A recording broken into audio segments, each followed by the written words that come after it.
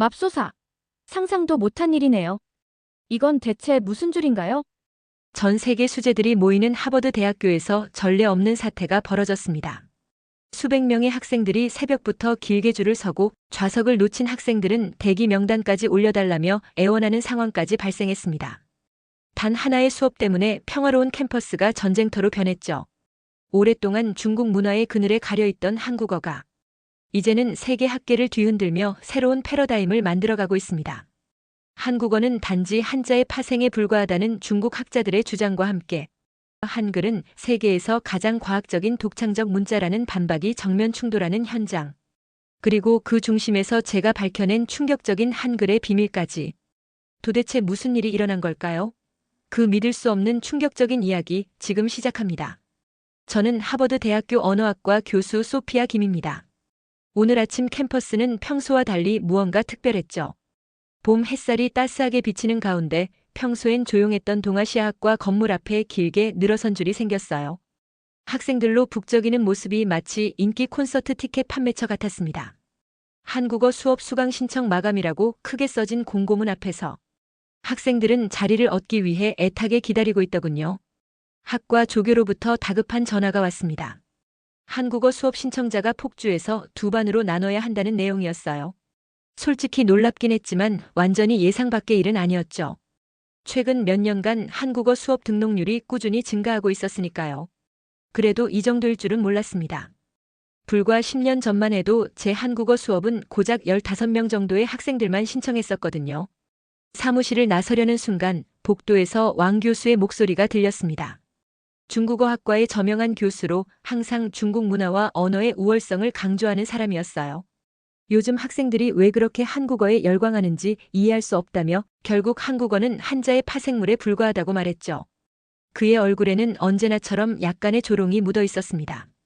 그의 무례에 화가 치밀어 올라 한국어는 한자의 파생물이 아니라 완전히 독립된 언어라고 반박했습니다. 문자 체계도 다르고 문법 구조도 전혀 다르다고요. 하지만 왕 교수는 코웃음을 치며 한국 문화와 언어는 결국 중국의 영향 아래 발전한 것이고 한글도 결국은 한자 문화권에서 파생된 문자일 뿐이라고 주장하더군요. 속으로 깊은 한숨을 내쉬었습니다. 이런 논쟁은 처음이 아니었으니까요. 하지만 오늘만큼은 더 논쟁하고 싶지 않았습니다.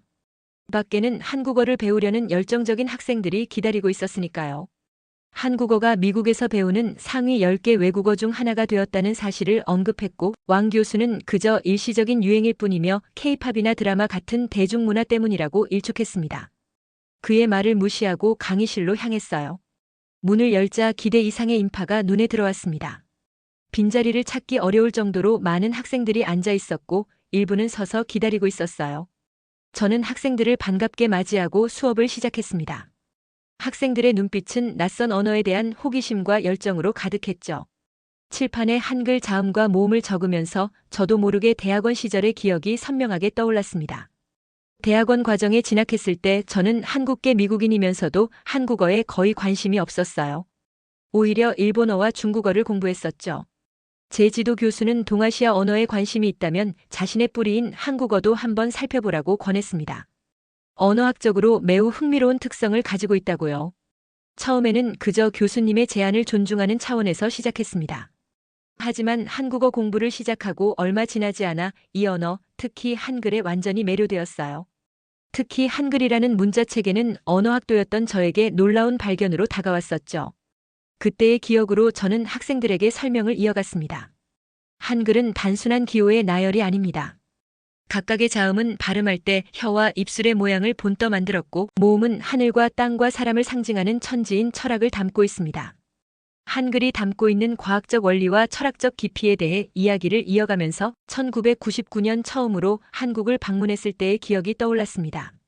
서울의 경복궁을 거닐며 조선의 역사를 상상했고 국립중앙박물관에서 훈민정음 해례본의 복제품을 보았을 때는 제 인생 몇 안 되는 감격의 순간이었죠. 세종대왕은 단순히 새로운 문자를 만든 것이 아니라 백성들이 쉽게 배울 수 있는 문자를 통해 지식 민주화의 기틀을 마련했던 것입니다. 15세기 당시로서는 참으로 혁명적인 발상이 아닐 수 없었죠. 사실 저의 한국어 여정은 단순한 학문적 호기심에서 시작된 것이 아니었습니다. 제 안에는 언제나 풀리지 않는 정체성의 문제가 자리하고 있었어요. 한국계 미국인 2세로 태어난 저는 어린 시절 내내 두 개의 세계 사이에서의 갈등이 있었죠. 미국에서 자라면서 한국인의 얼굴로 살아간다는 것은 쉽지 않았거든요. 학교에서는 늘 다른 아이들과 달랐고 집에서는 부모님의 문화적 기대에 부응하기 어려웠습니다. 그리고 12살 때 저는 결심했었죠. 더 이상 한국적인 것에 관심을 두지 않기로요. 한국어를 배우려는 부모님의 권유도 거부했고 한국 음식이나 문화에 대해서도 외면했어요. 완벽한 미국인이 되고 싶었습니다. 그래서 대학에 진학할 때도 언어학을 전공하면서 일본어와 중국어를 선택했고 한국어는 일부러 피했어요. 그런 제 인생의 전환점은 하버드 대학원 2년차 때 찾아왔습니다. 지도 교수님의 연구실에서 우연히 훈민정음 해례본의 복제품을 발견했을 때였어요. 처음에는 단순한 호기심으로 들춰보았을 뿐이었죠. 교수님은 그런 저의 모습을 보시고는 그 책 속에 담긴 문자 창제의 원리를 알기 쉽게 설명해주기 시작하셨어요. 설명을 들을수록 제 마음속에서 새로운 원리에 대한 궁금증이 생기기 시작했습니다. 한글이 단순한 문자가 아니라 세계에서 유일하게 창제 원리와 과정이 완벽하게 기록된 문자 체계라니 복잡한 한자도 아니고 그냥 작은 동양 나라의 한 언어일 뿐인데 제가 애써 외면해왔던 그 문화 속에 이런 과학적이고 철학적인 보물이 있었다니 조금은 충격이기도 했어요. 그날 이후로 한국어 공부를 시작했습니다. 처음에는 학문적 호기심이었지만 점차 잃어버린 제 정체성의 일부를 찾아가는 여정이 되었어요. 하지만 제 마음속에는 여전한 아픔이 있었습니다. 외할머니와의 관계였어요. 어린 시절 몇 번 만났지만 한국어를 할 줄 몰랐던 저는 할머니와 제대로 대화할 수 없었죠. 처음으로 할머니께 서툰 한국어로 전화를 걸었을 때 할머니와의 대화 속에서 잃어버렸던 연결고리를 제 뿌리를 찾아가는 첫걸음이었죠. 대학원을 졸업하고 하버드에서 교수직을 제안받았을 때 망설임 없이 한국어와 언어학을 가르치기로 했습니다. 제가 겪었던 정체성의 혼란, 언어와 문화의 단절을 다른 이들은 경험하지 않기를 바랐기 때문이에요. 특히 한국계 미국인 학생들에게 한국어는 단순한 외국어가 아니라 자신의 정체성을 이해하는 도구가 될 수 있다고 믿었습니다. 어느 날 아침 한국에서 온 전화 한 통이 제 인생을 다시 한번 뒤흔들었습니다. 외할머니가 돌아가셨다는 소식이었어요. 급히 한국행 비행기를 타고 장례식에 참석했습니다. 슬픈 마음을 추스리기도 전에 어머니가 저에게 작은 나무 상자 하나를 건네주셨어요. 할머니가 너에게 주라고 남기신 거야. 한국어를 배우기 시작한 내가 알아봤으면 하셨대. 상자 안에는 여러 건의 일기장이 있었습니다. 1940년대부터 시작된 할머니의 삶이 고스란히 담겨 있었죠. 한글로 빼곡히 쓰여진 페이지들을 넘기며 저는 충격적인 사실을 알게 되었습니다. 일기에는 독립운동가로서 할머니의 삶이 가슴 시리게 담겨 있었어요. 어둠 속에서도 꺼지지 않던 희망의 불빛, 조국을 위해 기꺼이 감내했던 위험과 두려움, 그리고 가족과의 이별을 선택할 수밖에 없었던 가슴 아픈 결단까지. 할머니의 손글씨에는 한 여인의 인생이, 그리고 한 나라의 역사가 고스란히 배어 있었어요. 그리고 해방 이후의 기쁨도 잠시, 곧 겪어야 했던 분단의 슬픔과 가족을 미국으로 보내는 아픔까지. 페이지를 넘길 때마다 제 마음도 함께 흔들렸습니다. 그제서야 가족이 미국으로 이주한 이유가 이해가 되더군요. 할머니는 자신의 외로움을 감수하며 저희에게 자유와 기회를 주신 것이었어요. 할머니의 소중한 일기장 덕분에 저는 비로소 깨달았습니다. 두 세계의 발을 딛고 있는 것은 약점이 아니라 강점인 것을요. 제 안에는 두 문화의 아름다움이 있으니 이제는 그것을 소중히 지켜나가면 되는 거였어요. 미국으로 돌아온 후 저는 더 이상 제 정체성의 혼란을 느끼지 않았습니다. 저는 한국계 미국인이었고 그것은 부족함이 아니라 풍요로움이었어요. 그리고 그 풍요로움을 다른 이들과 나누고 싶었습니다. 할머니의 이야기와 한글의 아름다움을 세상에 알리는 것이 제 새로운 사명이 된 것이죠. 저는 곧 새로운 열정으로 연구와 강의에 임했습니다. 할머니의 일기에서 발견한 역사적 통찰력은 제 학문적 시야를 넓혀주었어요. 한글과 한국어에 관한 제 연구는 더욱 깊어졌고 그 과정에서 몇 가지 중요한 발견을 하게 되었습니다. 하버드 캠퍼스에서는 매학기 동아시아 언어학 세미나라는 큰 행사가 열립니다. 이번 세미나의 주제는 동아시아 언어의 문화적 상호작용이었습니다. 강당은 이미 학생들과 교수들로 가득 찼고 앞줄에는 왕 교수가 당당하게 앉아 있었어요. 이번 세미나의 발표 순서는 왕 교수가 먼저, 그 다음 제가 이어받기로 되어 있었습니다. 왕 교수는 한자 문화권의 영향력에 대해 말하기 시작했습니다. 그의 목소리는 자신감으로 가득했죠. 한자는 수천 년간 동아시아 문명의 핵심입니다. 중국에서 시작되어 한국, 일본, 베트남에 이르기까지 문화적으로 엄청난 영향력을 주고 있죠. 슬라이드를 넘기며 한자의 역사적 변천과 각국에 미친 영향을 설명했습니다. 특히 한이라는 글자를 강조하며 한족, 한나라, 그리고 한국의 한이 모두 같은 한자라고 주장하더군요. 이것이 한국이 문화적으로 중국의 영향 아래 있었음을 보여주는 명백한 증거라는 것이었죠. 강당 안에 잠시 웅성거림이 일었습니다. 사실 한국의 한은 다른 한자이며 역사적 배경도 다릅니다. 하지만 발표를 방해할까 싶어 그냥 넘어갔습니다. 왕 교수는 한국어가 독립된 언어라고 해도 결국 문자는 중국이 근본이며 한글이라는 것도 결국은 한자 문화권 안에서 생겨난 것이라고 주장했습니다. 한국의 문화유산 대부분이 한자로 기록되어 있다는 점을 강조하면서요. 발표가 끝나고 왕 교수는 자신감 넘치는 표정으로 저를 바라봤습니다. 이제 제 차례였어요. 마이크 앞에 서며 깊은 숨을 들이마셨습니다. 먼저 왕 교수의 발표에 감사합니다. 한자가 동아시아 문화에 지대한 영향을 미쳤다는 점은 인정합니다. 하지만 저는 조금 다른 관점에서 이야기를 시작하고 싶군요. 첫 슬라이드에는 한국어와 중국어의 문법 구조를 비교한 표를 보여주었습니다. 한국어는 현대 언어학에서 고리버로 분류된다는 설명이었어요. 이는 다른 언어와의 계통적 연관성이 명확히 증명되지 않았다는 의미입니다. 문법 구조에서 한국어는 주어, 목적어, 동사 순서로 문장이 구성되고 조사를 사용합니다. 반면 중국어는 주어, 동사, 목적어 순서이며 성조 체계가 있죠. 이런 근본적인 차이는 두 언어가 전혀 다른 계통임을 보여줍니다. 계속해서 한글의 창제는 단순히 한자 문화권 안에서의 파생물이 아니라고 강조했습니다. 한글은 철학적 원리와 과학적 방법론을 바탕으로 만들어진 독창적인 문자 체계입니다. 세종대왕은 백성들이 쉽게 배울 수 있는 문자를 개발하여 문맹률을 낮추고 지식 접근성을 높이려 했어요. 이는 당시 세계적으로도 혁신적인 시도였죠. 다음 슬라이드로 은나라 유물과 갑골 문자 사진을 띄웠습니다. 한자의 기원에 관한 최근 연구 결과에서 중국 은나라가 동이족 문화일 수 있다는 가설을 소개했죠. 고고학적 증거를 보면 은나라 유적에서 발견된 해골 형태, 무덤 구조, 궁궐의 방향 등이 한족보다는 동이족 문화와 더 유사하다는 연구가 있습니다. 왕 교수가 의자에서 몸을 앞으로 기울이는 것이 보였습니다. 그의 표정이 점점 더 불편해 보였어요. 이 말은 한자가 반드시 한족의 전유물이라고 단정짓기 어렵다는 의미라고 설명했습니다. 동아시아 문화는 서로 영향을 주고받으며 발전해 왔습니다. 어느 한 문화가 다른 문화의 상위에 있다고 보기보다는 상호 교류와 발전의 관점에서 바라볼 필요가 있죠. 제 발표가 끝나자 여러 학생들이 질문했습니다. 한국어와 일본어의 유사성에 대해 물었어요. 문법 구조가 유사하지만 이것이 두 언어가 같은 계통이라는 확실한 증거는 아니라고 설명했습니다. 지리적 근접성으로 인한 언어 접촉 현상일 수도 있고 아직 밝혀지지 않은 공통 조상에서 비롯되었을 수도 있기 때문이죠. 이 부분은 아직 연구가 더 필요한 영역입니다. 세미나가 끝나고 왕 교수가 제게 다가왔습니다. 예상했던 것보다 그의 표정은 덜 적대적이었어요. 흥미로운 발표였다고 말하면서도 여전히 한자 문화권의 중요성을 강조하고 싶다고 했습니다. 은나라 기원설은 생각해 볼 만한 주제지만 아직 확실히 증명된 것은 아니라고 덧붙였죠.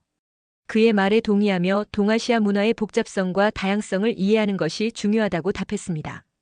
단순히 하나의 문화가 다른 문화를 지배했다는 시각보다는 서로 영향을 주고받으며 발전해 왔다는 관점이 더 유용하다고 말했죠. 왕 교수는 잠시 생각에 잠겼다가 한자의 영향력은 부정할 수 없지만 마지못해 한국어와 한글만의 독창성도 존재할 것이라고 말하더군요. 한자는 분명 동아시아 문화에 지대한 영향을 미쳤지만 그것이 한국어와 한글의 독창성과 가치를 감소시키지는 않는다는 점을 강조했습니다. 왕 교수와의 논쟁은 끝나지 않았지만 오늘의 세미나는 적어도 하나의 성과를 남겼다고 생각했습니다. 학생들에게 동아시아 언어와 문화의 복잡성과 다양성을 보여주었으니까요. 이건 교수로서 그리고 한 학문을 연구하는 학자로서 가장 바라는 일이 아닌가요? 이 세미나가 의미 있었던 것은 더욱 뚜렷한 학문적 방향성을 갖게 되었기 때문입니다. 한글과 한국어의 독창성을 학문적으로 증명하는 것, 그리고 동시에 동아시아 문화 간의 상호작용을 공정하게 바라보는 것. 이것이 제가 가야 할 길이라고 확신했죠. 그날 밤 연구실에 혼자 남아 할머니의 일기를 다시 펼쳐보았어요. 거기에는 독립운동 시절 일제의 한글 사용 금지 정책에 맞서 비밀리에 한글을 가르쳤던 할머니의 이야기가 적혀 있었습니다. 그것은 단순한 언어 교육이 아니라 정체성과 문화를 지키기 위한 투쟁이었던 거죠. 언어는 단순한 의사소통의 도구가 아니라 민족의 혼이다. 할머니의 일기에서 발견한 이 문장이 계속 머릿속을 맴돌았습니다. 그리고 결심했습니다. 학술적 연구와 논문 발표만으로는 한국어의 아름다움을 제대로 전할 수 없다고 말입니다. 좀 더 실질적인 방법이 필요했어요. 학문적 성취에 몰두하던 중에도 내 마음속에는 늘 무언가 부족하다는 느낌이 있었으니까요. 세미나에서 왕 교수와의 대결은 표면적으로는 성공적이었지만 한글의 진정한 가치를 전달하기에는 부족했어요. 그 이틀 동안 할머니의 일기를 다시 읽으며 영어로 번역하기 시작했습니다. 할머니에게 한글은 단순한 문자가 아니라 정체성이자 저항의 도구였어요. 번역을 하면서 제 안에 있던 무언가가 깨어나기 시작했습니다. 할머니는 그 어려운 시기에도 잊지 않고 매일매일 자신의 이야기를 글로 남겨야만 하셨을까? 답은 일기장 마지막 페이지에서 찾은 듯 했습니다. 우리 글, 우리 이야기를 잊지 말아주길. 이것은 단순한 글자가 아니라 우리 민족의 혼이 담긴 것이니. 마음 한구석이 울컥해지면서 나로 모르는 깊은 사명감이 올라오는 듯 했습니다. 대한민국이 수많은 아픔과 힘든 시간을 겪어오면서 한글이 역사와 정체성의 수호자였구나. 다시금 정체성에 대한 많은 생각이 들었습니다. 지금까지는 한국계 미국인으로서 두 문화 사이에서 균형을 찾으려 했지요. 그 중심에서 학자로서 한글을 연구했지만 이제는 할머니의 유산을 지키고 세계에 알려야 한다는 책임감이 밀려왔어요. 깊은 고민 끝에 1년 동안 학술 연구를 미루고 할머니의 자료를 정리하며 한글 문화교류센터를 설립하기로 결심했어요. 이 결정은 제 경력에도 영향을 미칠 수 있었지만 단순한 언어 교육을 넘어 한글에 담긴 역사와 철학 그리고 할머니와 같은 분들의 이야기를 전하는 공간을 만들고 싶었습니다. 가장 큰 어려움은 자금 마련이었어요. 저축을 모두 투자하기로 했고 후원자도 찾아야 했습니다. 이때 왕 교수가 찾아와 제 프로젝트에 관심을 보였던 것은 정말 예상 밖의 일이었어요. 감사하게도 그는 중국 재단에 후원을 요청해 보겠다고 제안했고 그의 도움으로 더 많은 후원자들을 찾을 수 있었죠. 우리의 학문적 견해 차이를 넘어 역사적 자료의 가치에 대해서는 공감대가 형성된 것 같았습니다. 할머니의 일기에서 본 문장이 제 마음에 깊이 새겨졌습니다. 우리의 글, 우리의 이야기는 살아남을 것이다. 어려운 길이지만 가치 있는 여정이라는 확신이 들었습니다. 안식년이 시작되고 몇 개월 동안 준비 작업을 거쳐 마침내 한글 문화교류센터의 문을 열었습니다. 캠브리지 외곽의 작은 건물이었지만 제게는 할머니의 꿈을 이어가는 소중한 공간이었죠. 센터의 운영 철학은 단순했어요. 단순한 언어 교육을 넘어 한국 문화와 역사를 체험할 수 있는 공간을 만드는 것이었습니다. 벽에는 할머니의 일기에서 발췌한 문장들과 독립운동 시기의 사진들로 장식되었죠. 처음에는 하버드 학생 몇 명과 지역 한국계 미국인들만 찾아왔어요. 소규모로 한글 수업과 역사 강좌를 진행했고 주말에는 한식 요리 교실과 전통 공예 체험도 열었습니다. 점차 입소문이 나면서 다양한 배경의 사람들이 찾아오기 시작하더군요. 특히 인기 있었던 프로그램은 할머니의 이야기 시간이었어요.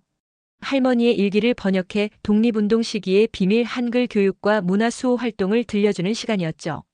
참가자들은 이 이야기에 깊은 감동을 받으며 많은 질문들을 쏟아내기도 했습니다. 센터가 점차 알려지면서 지역 신문과 라디오에서도 관심을 보였습니다. 보스턴 글로브의 센터를 소개하는 기사가 실렸고 덕분에 더 많은 사람들이 찾아왔죠. 그러나 한 가지 문제가 있었습니다. 바로 재정적 어려움이었어요.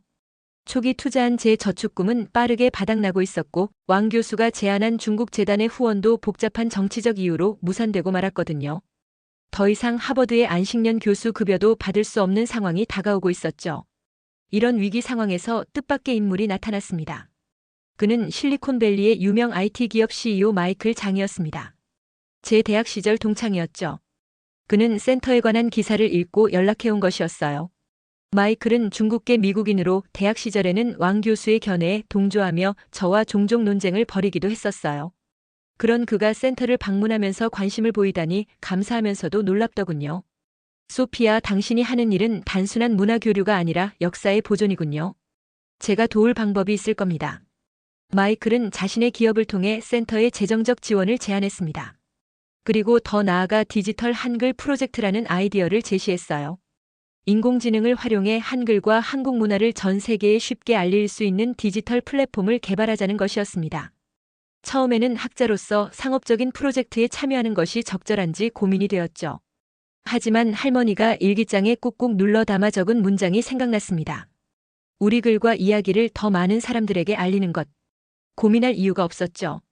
마이클과 함께 프로젝트를 시작했습니다. 저는 언어학적 지식과 역사적 자료를, 마이클은 기술적 전문성과 자금을 제공했습니다. 함께 일하면서 우리는 서로에 대해 더 깊이 알게 되었고 문화적 차이를 넘어 서로의 가치관을 존중하게 되었어요. 마침 뜻밖의 소식이 들려왔습니다. 국제언어학회가 디지털 한글 프로젝트에 관심을 보였어요. 언어 다양성 보존 프로그램의 일환으로 우리 프로젝트를 학술적으로 지원하겠다는 제안이었습니다. 이것은 단순한 재정적 지원을 넘어 학술적 타당성에 대한 인정을 의미한 것이었죠. 마이클의 기술적 전문성과 제 언어학적 지식이 만들어낸 결과물이 세계적으로 인정받는 순간이었어요. 이때는 왕 교수는 진심으로 축하를 보내왔습니다. 소피아, 축하합니다. 당신의 열정이 이루어낸 성과네요. 제가 도울 일이 있다면 언제든 말해주세요. 왕 교수의 태도 변화는 저에게 또 다른 깨달음을 주었습니다. 학문적 경쟁과 견해 차이가 있더라도 문화 보존이라는 더 큰 목표 앞에서는 협력할 수 있다는 것이었죠. 그 어떤 때보다 감동스러운 순간이었던 것 같아요. 국제언어학회의 지원으로 디지털 한글 플랫폼은 6개 언어로 번역되어 전 세계에 배포되었습니다. 한글의 과학적 원리와 한국의 역사를 담은 이 플랫폼은 언어 교육의 혁신적 모델로 주목받기 시작했죠. 가장 뿌듯했던 순간은 한국의 시골 학교에서 보내온 영상이었습니다. 아이들이 우리 플랫폼으로 외국어를 배우며 즐거워하는 모습이었어요. 할머니가 꿈꾸던 것처럼 언어는 이제 경계를 넘어 사람들을 연결하고 있었습니다. 어느 날 마이클이 뜻밖의 제안을 했습니다. 디지털 한글 프로젝트를 넘어 동아시아 언어 다리 프로젝트를 시작하자는 것이었어요. 한국어, 중국어, 일본어, 몽골어 등 동아시아 언어들의 연결고리를 찾고 상호 학습을 돕는 플랫폼을 만들자는 아이디어였죠. 각 언어의 독창성을 인정하면서도 그 사이에 가교를 만들 수 있지 않을까요? 소피아, 당신은 이미 그런 가교의 역할을 하고 있는 거예요. 그의 말에 깊이 공감했습니다. 이것은 할머니의 유산을 더 큰 차원으로 확장하는 일이기도 했으니까요. 문화 간 이해와 소통, 어쩌면 이 세대에 무엇보다 소중하게 지켜내야 할 가치들을 물려주고 싶었을지도 모르겠습니다. 동아시아 언어 다리 프로젝트는 예상보다 큰 반향을 일으켰어요. 국제언어학회의 지원에 이어 하버드, 스탠포드, 베이징 대학, 도쿄 대학 등 동아시아 연구의 중심지들이 학술적 협력을 제안해왔죠.